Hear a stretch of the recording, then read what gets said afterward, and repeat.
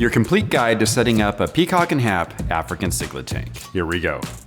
The very first step you'll want to take is to figure out what kind of fish you want and how many of them, because that is going to determine your tank size. And I can tell you that if you're going with African cichlids, the bare minimum tank size that you'll need is a 75 gallon.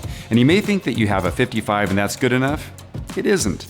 Don't do that to your fish. It's too small, it's not deep enough front to back, and your fish will suffer for it. A 75 is the bare minimum, and that's if you have a 6-inch fish or less. If you have anything larger than that, you'll want to go with the 125, but don't worry about all that. You can watch a full video on tank size in the upper right corner. For now, let's just assume you know what tank size you'll need. And this selection of fish is going to take a little bit because there are so many beautiful African cichlids out there, and that's why they're so popular despite their angry personalities. The next thing you'll want to do is figure out your heaters and filters. For your heaters, you're going to want to go at about 3 watts per gallon, and you'll want 2 of them and a controller. That way, if one of your heaters freaks out and won't turn off and it just heats all the water as hot as it can get it, this controller will keep that from happening. It'll cut it off, and the other heater will still work also.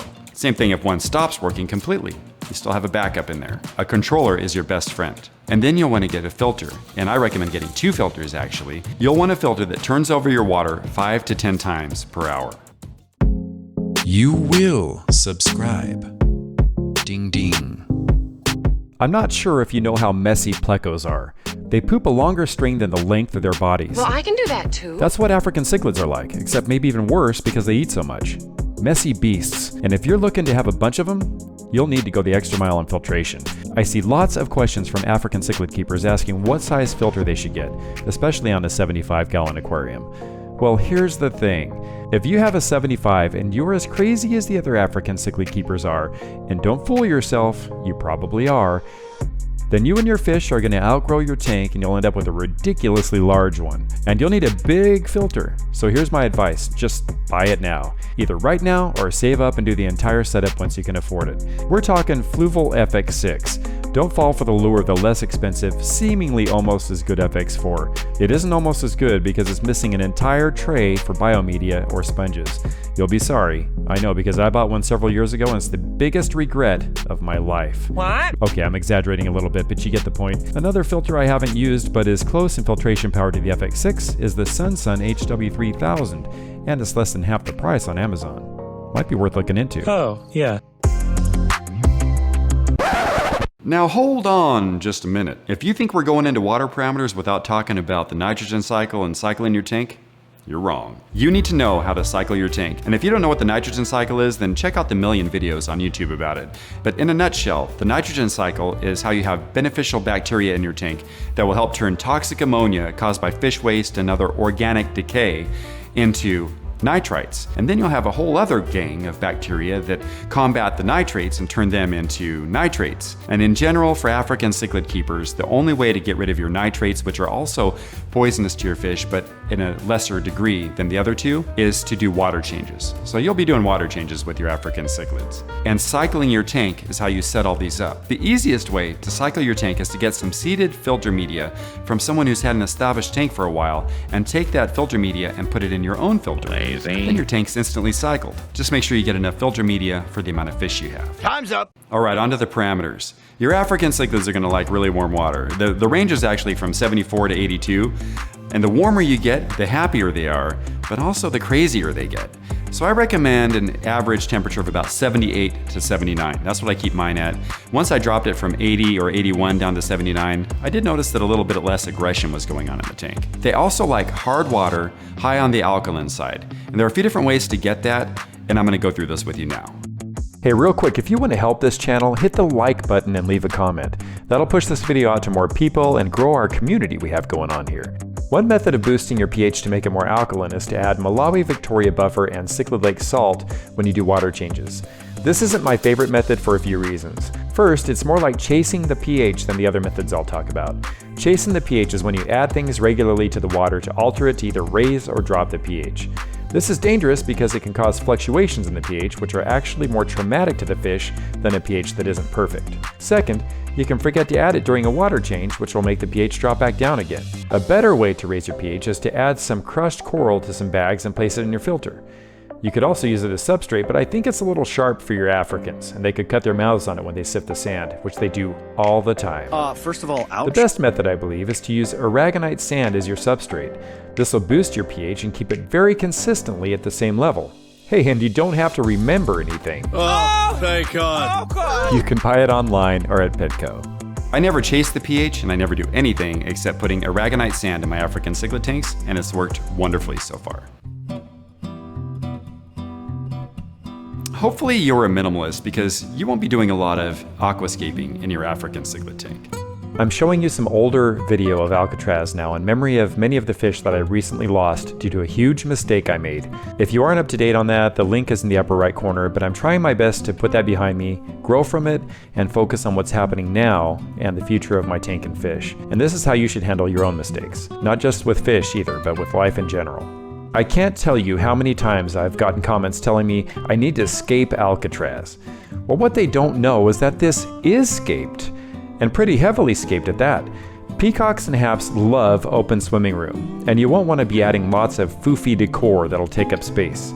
And you won't want any sharp or pointy things in the tank that they can wind up darting into if they get spooked. And honestly, folks, if you were in a glass cage with a bunch of psychopaths, you think you might get spooked every now and again? I think they're creepy. I use fake rocks. If you use real ones, be sure they don't have any jagged or pointy edges.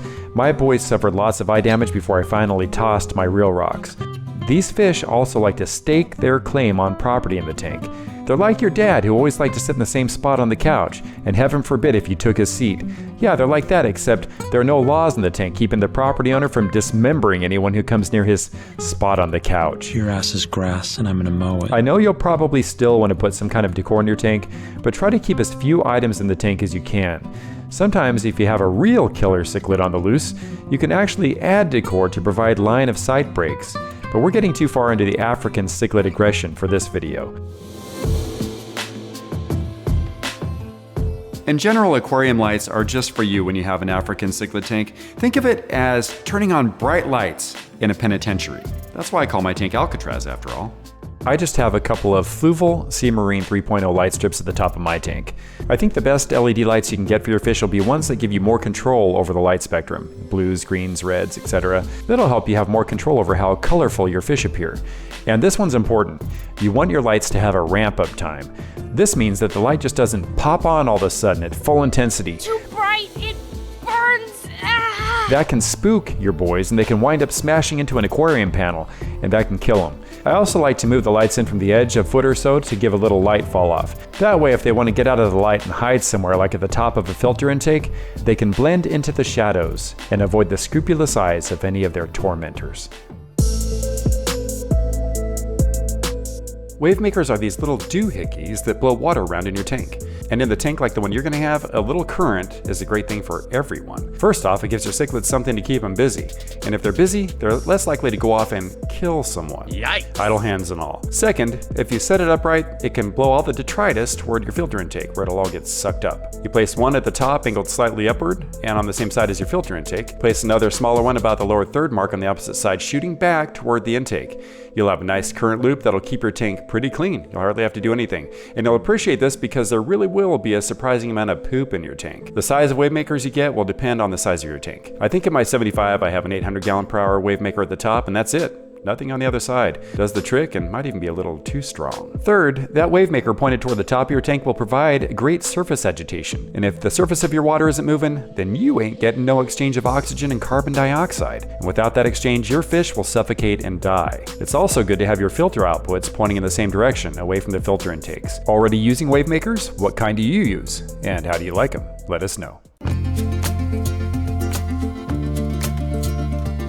All right, it's time to talk about how and where to select your African cichlids. But before we do, keep in mind that you'll want to have your tank cycled before your fish arrive. If you're getting seeded filter media from an established tank, you can just plop that in your filters right before your fish arrive, and everything's going to be okay. Just make sure you have enough of that filter media for the amount of fish that you ordered. You'll want to go with all males with these fish unless you're breeding them. And if you're watching this video, then I'm guessing you're not quite there yet. It'll help keep the aggression down. And also remember to avoid those fish that will get too large for your tank and read up about their aggression levels. Hey look, it's a baby Furk. Isn't he adorable? And try to stick with the peacocks and haps that tend to be less aggressive if you want an easier go of it. But keep in mind that each fish is different. You could have two completely different experiences with the exact same kind of fish. Oh, and by the way, don't have two of the same species of fish in the same tank at the same time, or you'll be in for a world of pain. Oh boy. Somehow these crazies know what they look like and they hate anyone who even looks a little bit like them. As far as tank mates go, would you want to live in the same tank with these bozos? I mean, you can watch videos on the subject, and there are some fish that you can put in here with them, but there are very few that won't go toes up when you place them in the penitentiary with these guys. So I just stick with your African cichlids. Some people have mixed Tanganyikans and Mbuna and even American cichlids with peacocks and haps, but it's tricky and can end very badly. So let's not do that for now, at least not until you're more experienced with African cichlids. So where can you buy these fish? There are actually quite a few places you can get your African cichlids from. If you have a local breeder with good reviews, this is an awesome way to go. You can see your fish before you take them home, the price is usually pretty low, and you won't have to pay any shipping. If you decide to buy from your local fish store, make sure you ask where the fish came from. If it isn't a trustworthy distributor, then let some other poor sap take them home. Genetics play a huge part in how gorgeous and healthy your fish will be, so don't make a mistake here. I almost always buy my fish online, but you'll want to read the reviews. There are some really shady dealers out there. Oh, when I said shady, you thought I was going to say a different word, didn't you? I've actually used one of them, and I will never go that route again. In fact, my next big shipment of African cichlids is coming from a breeder that has rave reviews. Plus, I know a couple of guys I trust. Ryan from Squatch's Cichlids, these are his fish that you're watching now, and Steve from Park Bench Aquatics. They both have been trying to get me to order from Ron's cichlids for quite a while now. So the point is, use a good breeder or dealer. If you already have African cichlids, where did you get yours from? Let everyone know in the comments. I usually start off with some smaller ones, like 3 inches or so when I can. And typically, you'll want to add no less than 3 at a time. If you add too many at one time, you can crash your cycle. That's when you don't have enough beneficial bacteria to handle the increased bioload. That means you'll start getting some ammonia in the water, which again, can easily kill all your fish. So maybe order 5 at first and then wait a few weeks before you order more.